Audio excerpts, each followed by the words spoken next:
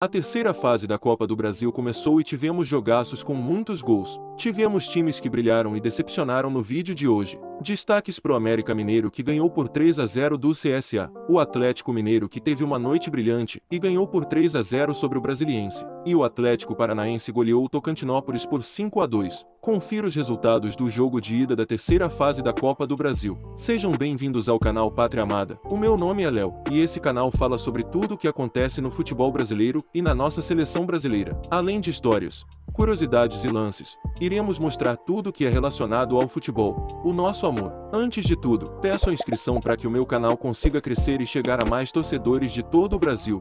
Deixe o seu like porque através do seu like, o algoritmo entende que esse vídeo é interessante e recomenda para outras pessoas. A boa fase parece ter voltado ao América Mineiro. O Coelho chegou ao seu terceiro jogo seguido sem derrota após vencer o CSA por 3-0, gols de Éder, Mateuzinho e Pedrinho. Nesta terça-feira, o jogo é válido pela ida da terceira fase da Copa do Brasil, realizado no estádio Rei Pelé, em Maceió. No tradicional confronto de ataque contra defesa proporcionado entre Bahia e Azuris, na Arena Fonte Nova, quem se deu melhor foi a retaguarda do time visitante. Com isso, a partida em que pouco menos de 12,4 mil pessoas estiveram presentes nas arquibancadas para apoiar o esquadrão terminou empatado em 0-0. Como não há mais o gol fora de casa como critério de desempate, qualquer nova igualdade no embate da volta leva a disputa para as penalidades enquanto o vencedor por qualquer placar vai às oitavas de final. O embate em questão acontecerá entre os dias 11 a 13 de maio no estádio Epaminondas Justo Ferrari, na cidade de Pato Branco. O Cruzeiro merecia melhor sorte diante do Remo, no estádio Baenão,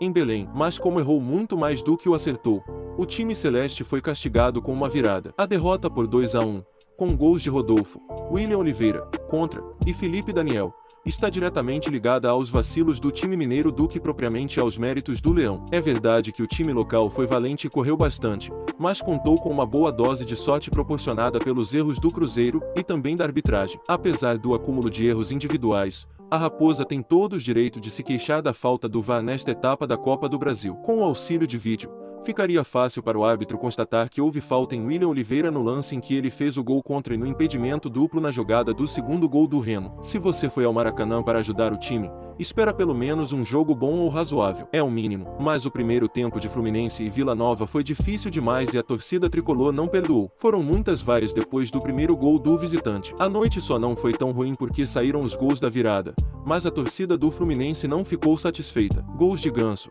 Cano e Fred para o Fluminense, e Rafael Donato e Pablo Diego para o Vila Nova. Em duelo que ficou marcado por 4 lesões, o Bragantino venceu o Goiás de virada por 2-1, em jogo disputado pela terceira fase do torneio. Com o resultado, a equipe paulista pode garantir uma vaga nas oitavas de final até com um empate na partida de volta, que acontece no dia 21 de maio, em Bragança Paulista. Apesar de não contar com o Hulk, o atual campeão da Copa do Brasil estreou com vitória tranquila na edição 2022. Com 3 gols, Eduardo Sacha supriu a ausência do camisa 7 e comandou o triunfo do Atlético Mineiro sobre o Brasiliense por 3-0, no Mineirão, pelo jogo de ida da terceira fase. O resultado deixa o Galo muito próximo das oitavas de final do torneio de mata-mata, já que o clube pode perder por até 2 gols de diferença.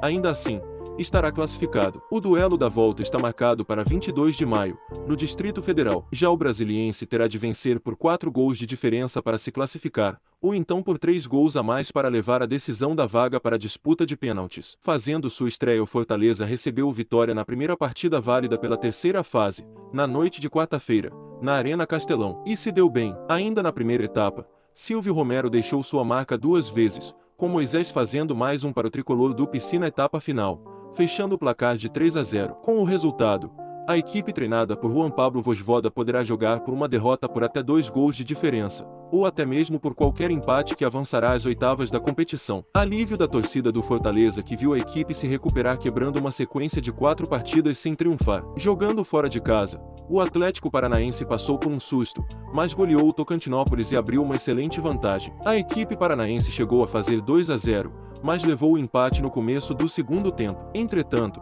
contou com gols de Marlos e Vitor Bueno para fechar o placar em 5-2 a seu favor. Agora, As duas equipes voltam a se enfrentar no dia 10 de maio, pela partida de volta. O duelo está marcado para acontecer na Arena da Baixada, às 21h30. O São Paulo empatou com o Juventude por 2-2, na noite de quarta-feira no Alfredo Jaconi e deixou o confronto em aberto. Os paraguaios Pita e Oscar Ruiz marcaram para o clube gaúcho, enquanto Arboleda e Reinaldo empataram para o tricolor. Agora, quem vencer no jogo de volta, que acontecerá no dia 12 de maio, no Morumbi, passa de fase. Caso uma das equipes vença, se classificará. O Santos contou com uma atuação mágica do goleiro João Paulo, mas mesmo assim perdeu por 1-0 para o Coritiba no Couto Pereira. O gol foi marcado por Aleph Manga, ainda no primeiro tempo. O atacante é natural de Santos, santista de coração e passou pela base do Peixe. O goleiro e capitão do Peixe fez 9 defesas importantes e evitou a classificação virtual do Coxa numa atuação muito ruim dos visitantes. Com a derrota por 1-0, qualquer vitória santista por um gol de diferença levaria a eliminatória para os pênaltis.